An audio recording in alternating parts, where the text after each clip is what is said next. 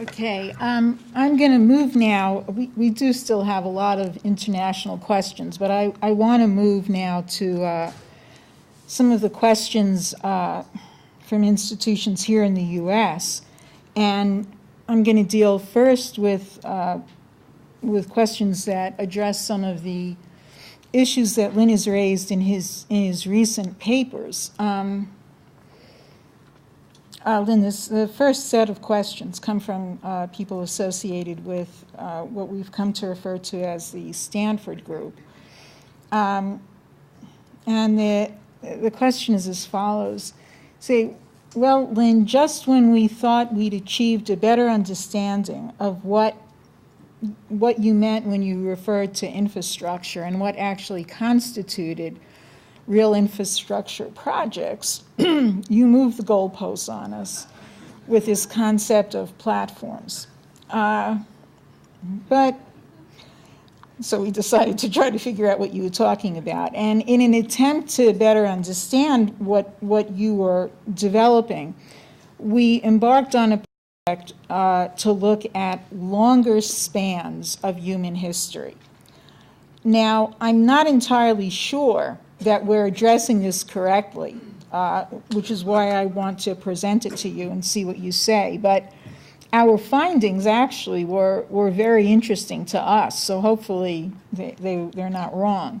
But what we found was that if you look at human society over long periods of time, that it seems that each era of human development is best characterized by the key energy source of that society, and that human beings inhabiting this planet have moved, roughly speaking, from wood as a principal source of energy to coal, to fossil fuels, et cetera. Obviously, we're skipping many steps here, but it does seem that is what defines human progress. It also became clear to us that progress from one system to the next is not apparently linear, but it seems to move almost in leaps to new plateaus. Now, this raises an interesting question, because if that is in fact true, and that the leap in human progress from one system to the next is measured by the source of fuel that we use, et cetera, one of the questions that came up is that then in the course of trying to drive human progress and drive us to the next step, it would seem that rather than the attempt to conserve the source of fuel of any given society, that actually a policy which drives the depletion of that source seems to be the motor for driving us to then a newer, more efficient form of production. And really what we're asking is whether we're thinking about this in the right way, because in fact, if we are, it would also seem that the argument that any new era for life on this planet has to be characterized by nuclear energy production, as opposed to, say, wind power or solar power, is actually how you measure whether we are going forward or whether we are going backwards as a society, not simply as a nation or something like that, but really in much more profound terms of the species as a whole. But again, we're not sure we're looking at this in quite the right way. So we'd like your comments. Good. Got you. Well, there are two things to this thing. First of all, it is true that we tend to deplete, and I've spoken about this before on this particular platform. is that what happens, we don't destroy, we don't do much destruction, shall we say, of raw materials, but we do make a mess of it. Because we find most of the minerals we get are actually a product of living processes, actions on this planet. There's generally is a great underestimation of the power of life in the universe. That life is not something which is the exception. Life is not only a co-equal, but it's of everything else, but it's a power which is greater than that. And then you have only one thing that's greater than that, and that's the power of the human mind, which is not just a physical thing. Right? So therefore, you have to expect that you're going to have a depletion of the organization of materials that you use for production and consumption along. So therefore, you have to go ahead. And now mankind is intrinsically creative. And the biggest problem we've had in the history of mankind is people talk about fixed systems. They assume no progress. But the point is, mankind's success has always been based on denying fixed systems. You look at the planet is a wonderful thing to look at. And this recent scandal down there in the Mediterranean, not Mediterranean, but the Caribbean, helped us to look at this thing, because how deep do we go to find the products of living processes? And this blow up of this oil hole, this petroleum hole, just forced us to look a little bit deeper than we were accustomed to looking. And conventionally, the whole public was suddenly exposed to this. This is hell. So therefore, mankind is essentially, first of all, the planet is under the domination of living processes.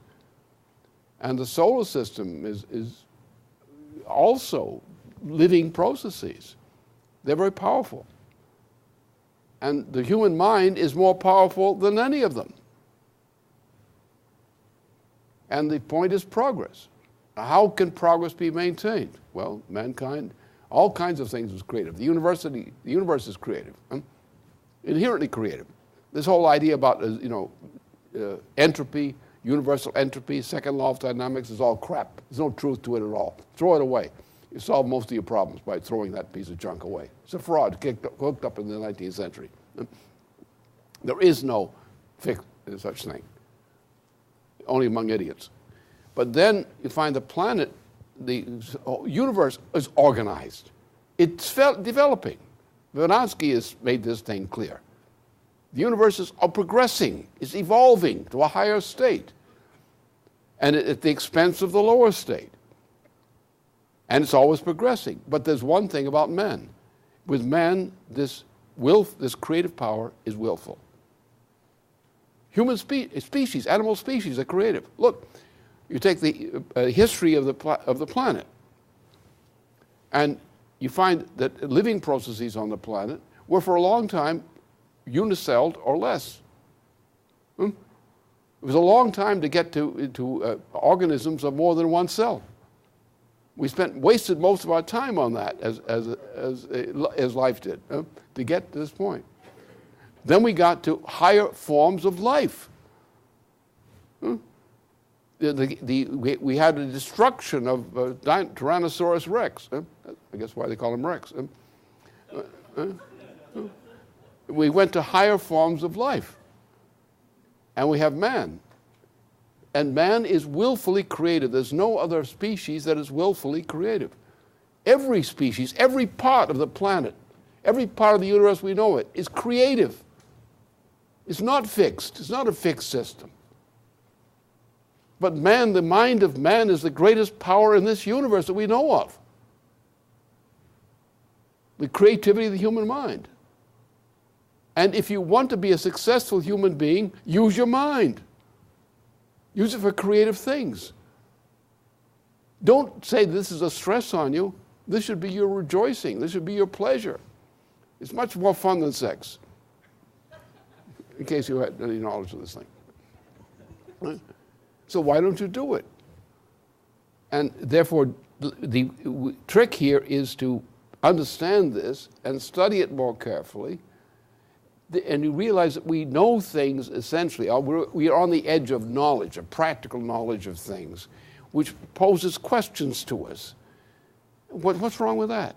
You find that you thought about something before. You didn't settle a question. You made an approximate discovery. You made a step of progress in better understanding. Then you come back and you look at it again, and you find out that you really didn't know what you were talking about yet. What you said was not wrong, but it wasn't yet right. So now you make another discovery, and you revise what you thought you discovered. So that's the good thing. That's what we do. And the other part of this thing is we rely. This is going to get you a little more upset, but that's all right. It's good for you. You like challenges.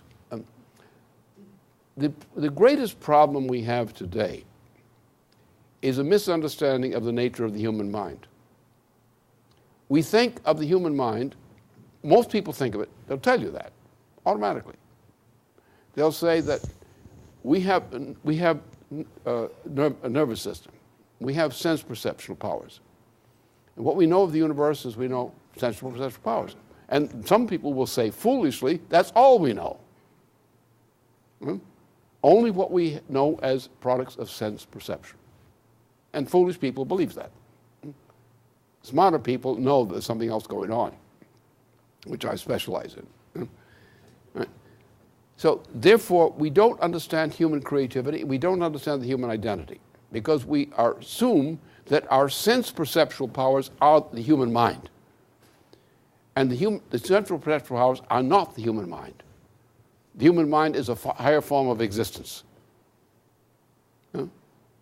And we can demonstrate that in all kinds of ways. One of the best examples, and it always occurs in the areas of creativity. Where do you find the expression of this kind of creativity? Beyond the idea of sense perception. What is beyond sense perception? What is creativity beyond sense perception? Does it exist anywhere else as witting creativity? It doesn't. Only human beings. We don't know of anything else that does that. No other animal has willful creativity.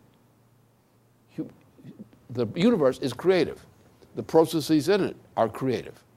They change. They evolve to higher states, from lower states to higher states. Not surprising. But only man can willfully create a higher physical state in the universe. And on what do we rely for that? We rely on what we call classical artistic composition. The creativity is bringing into being what you didn't know existed before. And you examine the cases which this occurs, and you study mankind on this standpoint. The most important thing about studying is studying mankind. Because in the history of mankind, we find creativity, the willful creativity, which creates states of nature. We find that, as in the case of Einstein, for example, and minds of that type in physical science. They create the idea of new states of nature that were not previously known. And the idea of how to handle those new states of nature, to understand them, which to us didn't exist before then. This is what mankind does. And therefore, the intellect, the human mind, is not located in sense perception. As a matter of fact, one of the great foolishness is of trying to interpret the human mind as such as being a product of the accumulation of sense perception. It's not. There are many kinds of manifestations of that.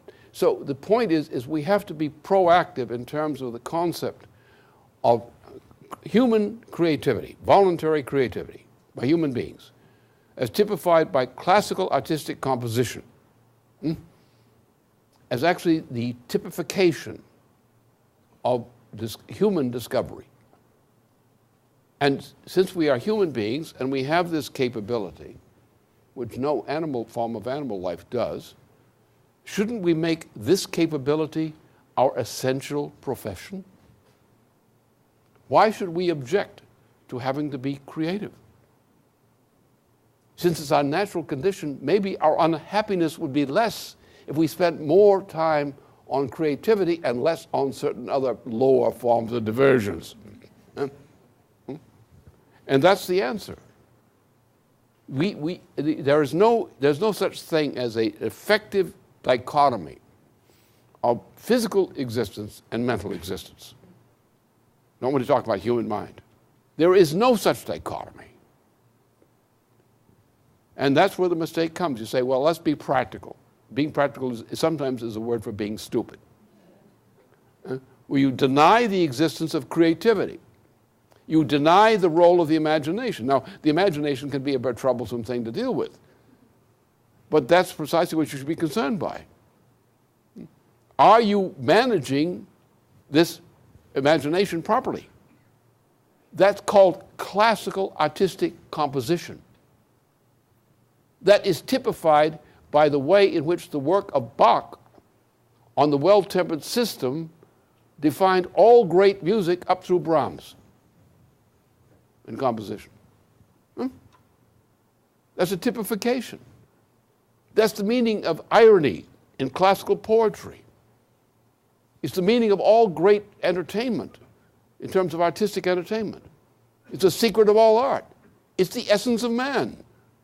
Why should we have to go down to a lower level than the essence of man in dealing with man's behavior? So the imagination and the products of the imagination, which are creativity, and I'll give you an example that you can think about. What we've uncovered simply by doing this work, and it's been done in actually some matter of weeks. We just got onto this thing and said, finally, we're going to do it. And in a matter of weeks, we have shaken this planet by what we've circulated on this issue. There are other people knew this, but it was sitting fallow. It wasn't being pushed on. It wasn't being worked on.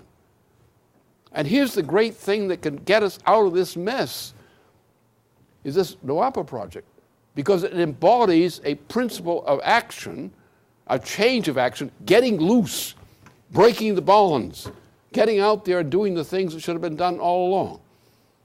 And we just got on this thing. We put some devotion into it, especially in the basement. We pushed it through, did step by step, and the thing blossomed just by our doing the work, just doing the obvious things. Piece falls into piece. Oh, this means this. Oh, this means it. Oh, this means that. It's how great all scientific work functions, is that way. So why don't we just say we're not going to be slaves trying to propitiate dumb fools who don't want to be creative. What we're going to do is, considering the condition of the children we're seeing these days, we've got to get some creativity going back here again. We're in trouble as a species if we don't do that. So that's the way to look at it. This is not a problem. You're on the right track in looking at this way. It's not the answer, but it's a step in the right track. And what we have to do is enjoy ourselves by making the kinds of discoveries which are part of work. And my view is that this issue of what the implications of NOAP are, and then we know what some of the implications are for Russia, what's going on in Russia in some thinking on this part. We know there's no hope for Africa except by this route. There's no possible hope. There's no hope for India without this, for China. We've got to make these changes. We've got to bring the rate of human progress up to more than the level of human urgent need. We've got to have more progress than the increase of the urgency of reform. We have to educate more people. We have to bring more people together who do want to do this in order to provide enough energy to save humanity from what is otherwise an inevitable disaster. So keep at it. It's great. I'm glad to hear about it.